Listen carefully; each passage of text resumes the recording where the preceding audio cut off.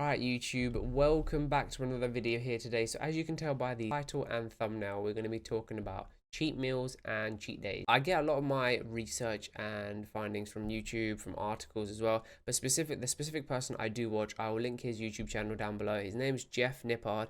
He really goes into the science behind nutrition, programming, and all that sort of stuff, and he backs it up with his articles, and he's a really good guy.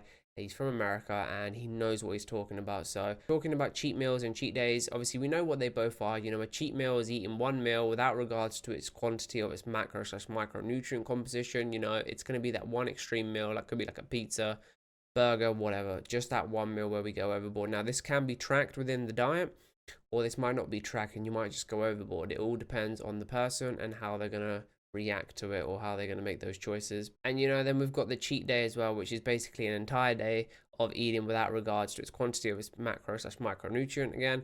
And these will be back-to-back cheat meals. And now this is going to be a lot of carbs, a lot of fats throughout the whole day, because it's multiple meals, it's not just one. This is a very sensitive topic, and I think a lot of people do struggle to understand what to do. What I'm going to say is what I went through personally. I do believe cheat meals are the right call to make. Now, I say this because for me personally, when I would have a cheat day, I'd done the both. I tried the both. I had a cheat meal and I had a cheat day. Both made me feel like absolute crap. I won't lie. It's going to happen when you eat these junk foods. And, I just felt personally to myself, I would prefer if I just gave myself that one meal within that 1 hour time slot. I would literally just set a time for an hour and I would just eat what I would want for that 1 hour, and I'd keep myself full up. Like I said, this depends on the person, and I do believe it's all about trial and error, because with cheat meals and even cheat days, if you have these and you don't come out at the end of it at the next day going back onto your normal goal, and you constantly have the urge to have more, then obviously it's going to be a lot difficult to sustain. If you have that type of mentality where I can have a cheat day and then go straight back to back to square one where I'm eating clean again, then you're strong minded and you're really good at maintaining yourself and keeping on track. But if you're not, I wouldn't personally advise people to incorporate these cheat meals within the diet. One thing's for sure is, with calories and with weight loss, it's all about controlling your calories, right? And a lot of people would base it off their weeks. So to explain this, basically, if I have a 2000 calorie diet, which I have daily, this means that throughout the week I would consume 14,000 calories. Now, if I add on a pizza of 2,000 calories in one meal, that jumps it up to 16,000. If I'm trying to lose weight, and my deficit is supposed to be, I don't know, 14,000. I've gone over 2,000 calories more. It means for that week I gained weight, right? That's how it works. It's all about calories in, calories out. But it's not the end of the world, because it's 1 week, right? You could just go back on track for the next week and eat clean and be okay. It's not the end of the world. I think a lot what people do is, they have these ways of manipulating their calories for it to work within their diet so they can have these cheat meals and cheat days. And it does become quite difficult, right? Because if you go to like a McDonald's or a Five Guys and you see the calories of their burgers, like it's like 920 calories for a Five Guys burger or something. How can you incorporate that within the diet if you want to have that one cheat meal? It does make it very difficult, I won't lie.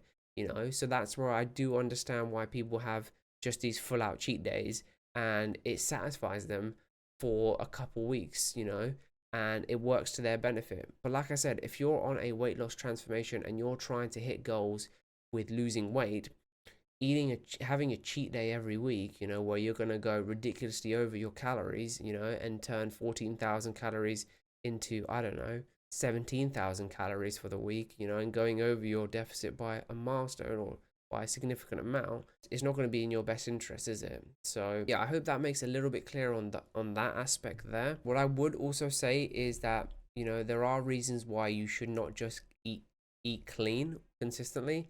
I would say that there's too many contradictions on what foods you should eat. If you go to a coach or a fitness coach, they might give you a certain amount of foods that you should be eating, and then they might be saying a certain amount of foods you shouldn't be eating. Let's be honest, you can have everything. It just has to be in moderation, right? And following these strict diet plans and these nutrition plans, they are good, I won't lie. And people will work around you, but the industry is just filled with so many different types of negative advice, and people saying that you can't eat these certain types of carbs, or you can eat these only. If it can fit within your diet, then it can fit within your diet. All you need to do is just make sure that you're hitting your protein goal and you're hitting your calorie goal, and then you can start maybe looking into your macros or micro, but try and focus on keeping your protein high and looking at your calories. But I would also say, just eating clean as well, it doesn't give you enough flexibility, does it? Let's be honest. Like, you can't enjoy going out meals, you can't enjoy family gatherings, enjoying life and enjoying food, right? If you're just gonna not have any cheat meals or cheat days. And it can also lead into eating disorders as well. Yeah, there have been many articles and many cases where people have talked about how, eating clean has led to eating disorders. So this is something as well that comes up. Incorporating these cheat meals and cheat days, it's not the end of the world. You can have these, you can afford to eat these, but it just has to be in moderation. A few tips I'd like to mention with regards to having these cheat meals and cheat days. Before I have my cheat meal on the day, I'd like to have a nice high protein, low carb meal before I would have my cheat meal. This means it keeps me relatively full before I go into my cheat meal. I wouldn't have it just before, but I would have it within the day, and I'd make sure I would eat clean as well. When I got to my cheat meal, I wouldn't completely starve myself, basically. But like I said, there are people that recommended you could fast throughout the day, and then once you ended your fast, you could have that cheat meal. This means you'll be saving your calories for that cheat meal, right? Bear in mind that a lot of these cheat meals and these foods are very high in calories, as I've said before with the Five Guys. But a lot of people do this option as well. They fast and then they eat their cheat meal, so that could work as well if you'd like to. Like I said, it all depends on what works for you. As long as it fits in with your calories, it can work. But like I said, if you're trying to lose weight and your calorie number is quite low, it does make it quite difficult. And at that rate, I would just say to myself, you know what? If you want to do it that badly, just do it. But just make sure that you're ready to say to yourself in your mind that the next day, I'm going to get back onto my normal goal and get back to my normal routine within my nutrition. That's going to be really important. You cannot make this one meal start luring into more and more meals. Junk foods that are high calorie, high processed, highly palatable, and low in micronutrients are only problematic if they dominate your diet. Like I said again, it's all about eating in moderation, enjoying in moderation. One of the main tips that I've been using ever since I did my weight loss, and I mentioned this in my previous videos as well, the way I lost my weight was tracking my foods on MyFitnessPal, being very accurate on what I eat every day, making sure that I'm hitting my target calorie goal and my target protein goal. You can track your cheat meals on this as well if you'd like to. It just keeps you accountable, right? We know you're obviously going to enjoy that cheat meal and it's not technically good for you, right? But if you know that number, you're keeping yourself accountable to be like, you know what, today I had this meal, right? I know that this week, I enjoyed myself and I went over my calories. So next week, you know what, I'm going to make sure I stick to the same goal which I was doing, which was losing the weight. And you know what, I'll give it some time before I go back to my next cheat meal. Like I said, this is just what I feel that worked for me and what I went through with my weight loss. One of the main things that I saw online when I was researching into articles was that I saw an article about these two groups. One group were on a faster diet in losing their weight, meaning their calories were quite low and they were going on an extreme cut. Another group were doing it slowly. They were going on a slower diet basically, and their calories were just under maintenance. At the end of it, both groups did lose the same amount of weight.